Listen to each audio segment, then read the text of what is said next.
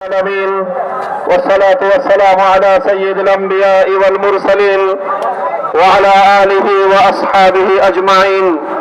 أعوذ بالله من الشيطان الرجيم. قل موتوا بغيظكم إن الله عليم بما في الصدور. صدق الله العظيم. হেফাজতে ইসলাম বাংলাদেশ ঢাকা মহানগরী কর্তৃক আয়োজিত আজকের এই বিক্ষোভ সমাবেশে উপস্থিত সংগ্রামী সভাপতি, হেফাজতের সংগ্রামী সিনিয়র যুগ্ম মহাসচিব, ঢাকা মহানগরীর সভাপতি মাওলানা জুনায়েদ আল হাবিব, উপস্থিত হেফাজতে ইসলাম বাংলাদেশের কেন্দ্রীয় মহানগরী নেতৃবৃন্দ, সমবেত বিক্ষুব্ধ তাওহীদি জনতা, সর্বপ্রথম আমি বাংলাদেশের মাটিতে হিন্দুত্ববাদের নৃশংস আক্রমণে শাহাদাত বরণকারী চট্টগ্রামের সহকারী পাবলিক প্রসিকিউটর তরুণ আইনজীবী শহীদ সাইফুল ইসলাম আলিফের শাহাদাতের প্রতি শ্রদ্ধা জ্ঞাপন করে তার রূহের মাগফিরাত কামনা করছি এবং তার ছোট্ট কচি শিশু সহ তার শোক সন্তপ্ত পরিবার পরিজনের প্রতি আন্তরিক সমবেদনা জ্ঞাপন করছি। সংগ্রামী তাওহীদি জনতা, আজ এই বিক্ষোভ সমাবেশের মাধ্যমে আমরা আমাদের হৃদয়ের ব্যথাটুকু জাতির সামনে, মানুষের বিবেকের সামনে উপস্থাপন করার জন্য এখানে সমবেত হয়েছি। আমরা স্পষ্ট ভাষায় বলতে চাই, এটা আমাদের বুঝতে কোনো কষ্ট হচ্ছে না যে আজকে সুপরিকল্পিতভাবে একটি সাম্প্রদায়িক উস্কানির মাধ্যমে বাংলাদেশে সাম্প্রদায়িক দাঙ্গা বাঁধানোর পরিকল্পিত পায়তারা চালানো হচ্ছে।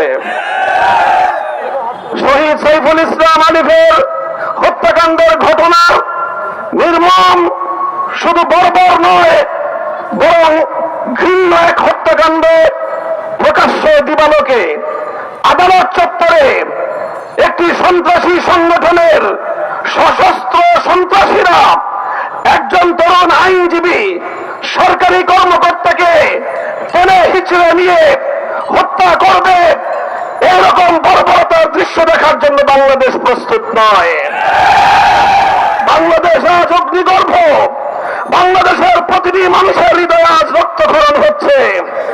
বাংলাদেশের অন্তর্বর্তীকালীন সরকারকে আমরা বলতে চাই, মানুষের এই ক্ষোভ, মানুষের হৃদয়ের রক্তক্ষরণকে আপনারা বুঝবার চেষ্টা করুন এবং যে সকল হত্যাকারী হিসেবে চিহ্নিত ঘাতকদেরকে গ্রেফতার করা হয়েছে তাদেরকেই শুধুমাত্র বিচারের আওতায় আনলে চলবে না।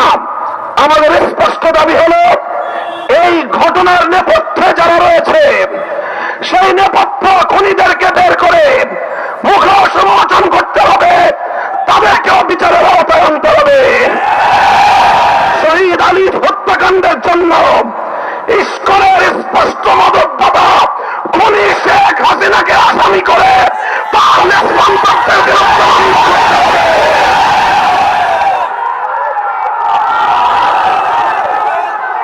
আমরা স্পষ্ট ভাষায় বলতে চাই, বিগত 15 বছর আমরা দেখেছি বাংলাদেশের অভ্যন্তরীণ প্রতিটি বিষয়ে কিভাবে শুধু অসৌজন্যমূলক নয় বরং কূটনৈতিক শিষ্টাচার বর্জিত বাংলাদেশের অভ্যন্তরীণ ইস্যুতে চরম নগ্ন হস্তক্ষেপ করে বাংলাদেশের জনগণকে আহত ক্ষতবিক্ষত করে তুলেছে ভারত। আমরা ভারত রাষ্ট্রের বাংলাদেশ নীতির তীব্র সমালোচনা করছি। ভারতকে আমরা স্পষ্ট বার্তা দিতে চাই, বাংলাদেশ নীতি পরিবর্তন করো, তোমরা বাংলাদেশ নীতি পরিবর্তন করো। বাংলার 20 কোটি মানুষ তোমাদের বিরুদ্ধে রাজপথে নামবে। বাংলাদেশ থেকে ভারতের কূটনৈতিক সম্পর্ক ছিন্ন করার জন্য দেশের মানুষ বাধ্য হবে। আমরা স্পষ্ট ভাষায় বলতে চাই, আইন শৃঙ্খলা রক্ষাকারী বাহিনীকে আমরা বলতে চাই, চিন্ময় কৃষ্ণ দাস তার তৎপরতার দ্বারা কথা দিবালোকরণে পরিষ্কার, সে ভিনদেশী গুপ্তচর হিসেবে ভূমিকা পালন করছিল। বারবার সে তার সেই প্রভুর দেশে গিয়ে সেখান থেকে নির্দেশনা নিয়ে এসে বাংলাদেশের অভ্যন্তরে নৈরাজ্য সৃষ্টি করবার পায়তারা চালিয়েছে। দিনের পর দিন, মাসের পর মাস প্রশ্রয়ে আশ্রয়ে থেকে ভারত এবং আওয়ামী লীগের যৌথ প্রযোজনায় ইসকন তৈরি করা হয়েছে। এই ইসকনকে নিষিদ্ধ করার মধ্য দিয়ে আওয়ামী লীগ এবং ভারতকে স্পষ্ট বার্তা দিতে হবে, বাংলাদেশ তোমাদের ষড়যন্ত্রের কাছে মাথা নত করবে না।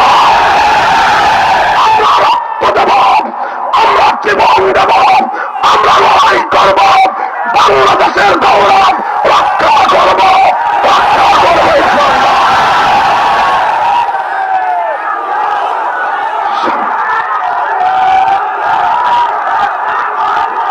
সংগ্রামী সাথী বন্ধুগণ, হেফাজতে ইসলামের কেন্দ্রীয় নেতৃবৃন্দ সহ হেফাজতের প্রতিনিধি দল শহীদ সাইফুল ইসলাম আলিফের কবর জিয়ারত করেছে। দর্শক সন্তপ্ত পরিবার পরিজনের পাশে দাঁড়িয়ে তাদের কাছে আমরা কথা দিয়ে এসেছি, আলিফ হত্যাকাণ্ডের বিচার বাংলাদেশে হবে। শহীদ আলিফ যে জন্য জীবন দিয়েছে, ভারতীয় আধিপত্যবাদকে বাংলাদেশ থেকে রুখে দেওয়া হবে ইনশাআল্লাহ। ভারত যদি এখনো বাংলাদেশের মানুষের পালস বুঝতে ব্যর্থ হয়, বাংলাদেশের মানুষের বিপ্লবী ক্ষমতাকে যদি ভারত নেগলেক্ট করবার চেষ্টা করে, অসম্মান করবার চেষ্টা করে, ভারত তুমি খান হয়ে যাবে, টুকরো টুকরো হয়ে যাবে। পার্শ্ববর্তী কোন একটি দেশের সঙ্গে তুমি সুসম্পর্ক রক্ষা করতে পারোনি। প্রতিটি রাষ্ট্রের অভ্যন্তরীণ বিষয়ে হস্তক্ষেপ করে তুমি সার্ক অঞ্চল থেকে তুমি একঘরে হয়ে গিয়েছ। তোমার পাশে কোন দেশ নাই।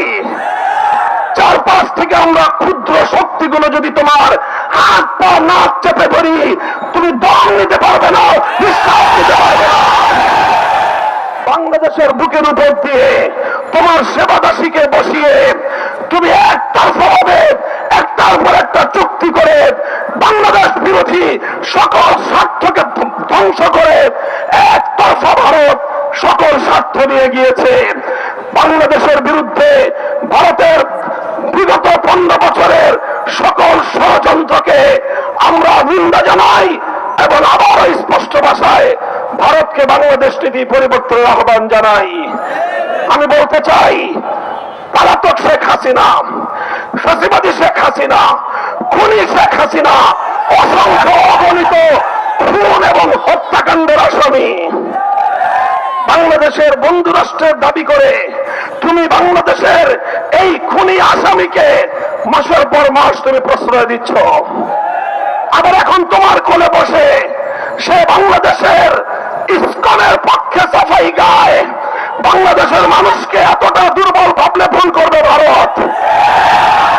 অতীতে আমাদের অনেক ঐতিহ্য রয়েছে, ইতিহাস রয়েছে।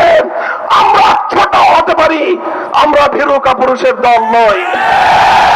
যদি আমাদের উপর যুদ্ধ চাপিয়ে দাও, যদি আমাদেরকে এভাবেই তুমি একতরফা হত্যা করবার চেষ্টা করো, যদি আমার জনপদকে আমার ভাইয়ের রক্ত দিয়ে যদি তুমি রঞ্জিত করো, তাহলে আমরা তোমার বিরুদ্ধে প্রতিরোধ করে তুলব। আমরা সংগ্রামী সাথী ও বন্ধুগণ, হেফাজতে ইসলাম বাংলাদেশ দেশের সকল ধর্মপ্রাণ মুসলমানদের প্রতি উদাত্ত আহ্বান জানাচ্ছে।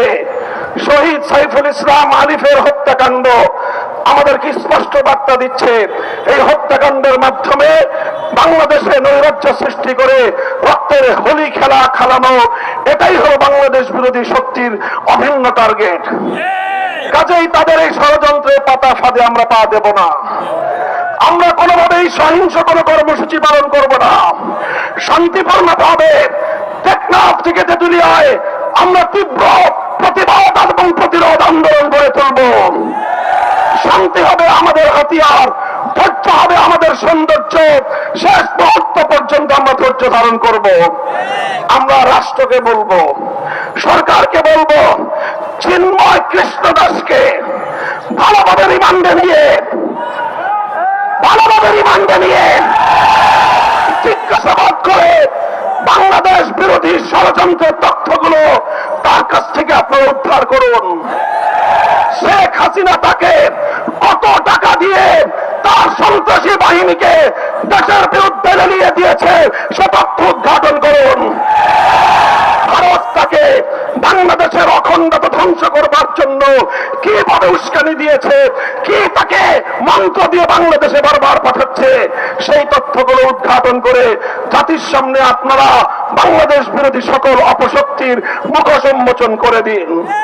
সংগ্রামী সাথী ও বন্ধুগণ, সর্বশেষ আমাদের দাবি হলো শহীদ সাইফুল ইসলাম আলিফ হত্যাকাণ্ডের জন্য প্রত্যক্ষ এবং পরোক্ষভাবে যারা যারা জড়িত অনতিবিলম্বে তাদেরকে আইনের আওতায় এনে দৃষ্টান্তমূলক শাস্তির ব্যবস্থা করতে হবে। সেই সঙ্গে সন্ত্রাসবাদী জঙ্গিবাদী সশস্ত্র সংগঠন হিসেবে সৌদি আরব, চায়না, মালয়েশিয়া সহ পৃথিবীর বহু রাষ্ট্রের মতো বাংলাদেশেও ইসকনকে নিষিদ্ধ করতে হবে। আমার পূর্ববর্তী বক্তারা বলেছেন আওয়ামী বিরোধী আন্দোলনের সারির সম্মুখ কাতারের কোন কোন রাজনৈতিক দলের নেতারা মায়া কান্না কাঁদেন, স্বপ্ন দেখছেন ভারতের অনুকম্প নিয়ে ক্ষমতায় যাবেন। আল্লাহর নামে শপথ করে বলতে পারি, ভারতের আর কোন লেসপেন্সার বাংলার ক্ষমতার মসনদে আসতে পারবে না ইনশাআল্লাহ। কাজেই বাংলাদেশের জনগণের পাশে দাঁড়ান, ভারতকে নয় দেশের জনগণকে খুশি করুন। ইনশাআল্লাহ বাংলাদেশ সেই আধিপত্যবাদের যুগকে পেছনে ফেলে এসেছে। এখন বাংলাদেশ নিজের পায়ে দাঁড়াবে, মাথা উঁচু করে সামনে চলবে, সকল ষড়যন্ত্রকে মোকাবেলা করবে ইনশাআল্লাহ। ইসকনকে স্পষ্ট ভাষায় দাবি আমাদের নিষিদ্ধ করতে হবে। যদি এই দাবি আদায়ে সরকার অথবা বিচার বিভাগ যদি গড়িমসি করে, হেফাজতে ইসলাম বৃহত্তর কর্মসূচি দিতে বাধ্য হবে। আমাদেরকে সে পথে যেতে আপনারা বাধ্য করবেন না, সেই আশাবাদ ব্যক্ত করে বক্তব্য শেষ করছি। আগামী দিনের সংগ্রাম এবং যে কোনো উত্তাল সময়ে পাশে থাকবার উদাত্ত আহ্বান জানিয়ে